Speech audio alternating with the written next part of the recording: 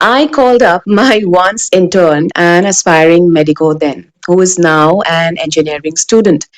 While casually talking about his decision to appear on Instagram, discussing various topics, so far so good, I asked him what he would like me to bring from Kolkata when I plan to see him in Kashmir.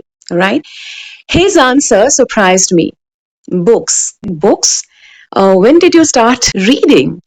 Then he said that, see, I'm studying something like Indian polity, which is so dry and unamusing. I'm also reading Daniel Goleman on emotional intelligence because Goleman is considered the father. He discovered emotional intelligence. And I was like, really? So that has become the topic of this video now, right? Which is very important both for him as well as for you. Because this reveals how attribution travels faster than understanding and how easily popularity substitutes for intellectual origin. The book wasn't the issue, the framing was.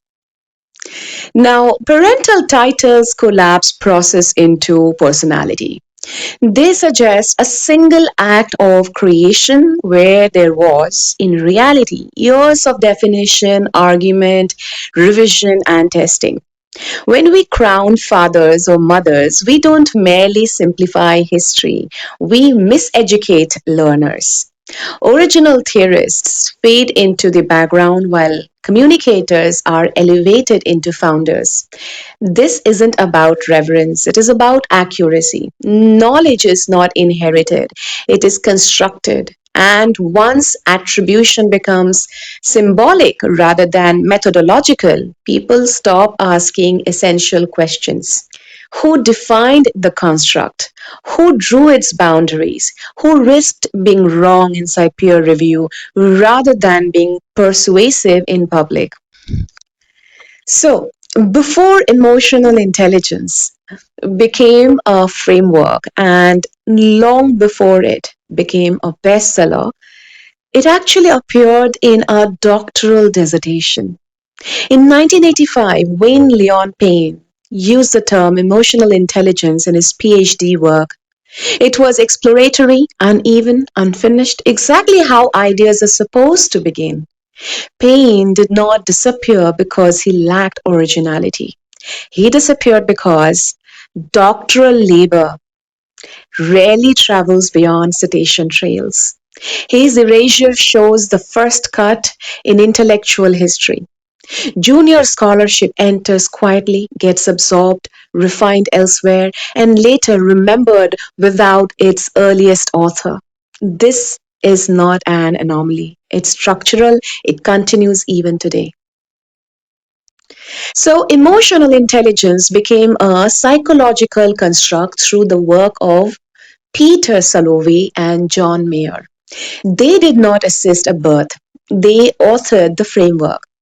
EI was defined narrowly and deliberately as the ability to perceive emotions, use them to facilitate thinking, understand emotional meanings, and regulate emotions reflectively. It was not personality. It was not moral goodness. It was not social charm. Crucially, it was measurable. This insistence on boundaries is what made EI scientifically defensible. Without this work, emotional intelligence would have remained a loose metaphor, not a theory. So, popularization altered emotional intelligence very much, right? When Daniel Goleman entered the picture, EI expanded into leadership, motivation, workplace success, empathy, and self management. This made the idea culturally attractive, but also conceptually elastic. EI shifted from a bounded cognitive ability into a moralized life skill. That shift wasn't accidental. It matched a cultural moment that demanded psychological explanations for performance, adaptability, and individual success. The concept became useful, like usable by schools, corporations, and management culture. But usefulness came at a cost. the loss of sharp boundaries, translation became transformation, and accessibility quietly displaced precision. Now, this transformation only makes sense in context, right? In the late 20th century America, it was steeped in neoliberal logic, individual responsibility, optimization, self regulation, emotional intelligence fit perfectly. Goldman also had access to elite media ecosystems, including the New York Times. Now, if you know the Matthew effect, it is a principle of cumulative advantage seen in science where famous researchers get more credit, in economics where wealth concentrates. It's also evident on social media. So the New York Times enabled this effect for Goldman, while Salovey and Mayer, and before them, Payne, remained within academia, refining models and measurements. Influence followed access, not origination. This isn't a moral critique. It's a structural description of how authority is manufactured. And if you want, you too can do so today. This is the problem that does not disappear when we switch genders. Calling women the mothers of subjects they did not originate, it repeats the same error with softer language. We have to understand gestation, intellectual or biological, is difficult and often thankless. That makes accuracy more important, not less. Parental metaphors turn origin into caretaking and construction into symbolism. In doing so, they erase labor again, just more politely. If we claim to be modern intellectuals, we have to walk past AI and do our own research because these large language models too are trained on these PR campaigns.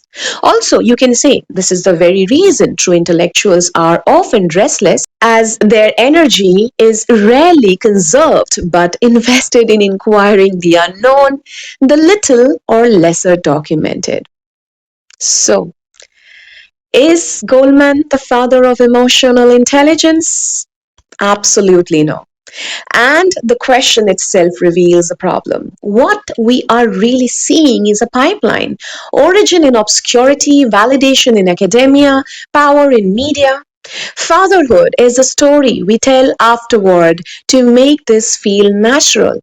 Storytelling is not the enemy. Dishonesty is. Narratives matter when they remain accountable to origin, right? And method. But if we want to call ourselves modern intellectuals, accuracy is no longer optional. Attribution is a responsibility because when symbolism replaces scholarship, intellectual aspiration quietly collapses into mass pandering, not understanding.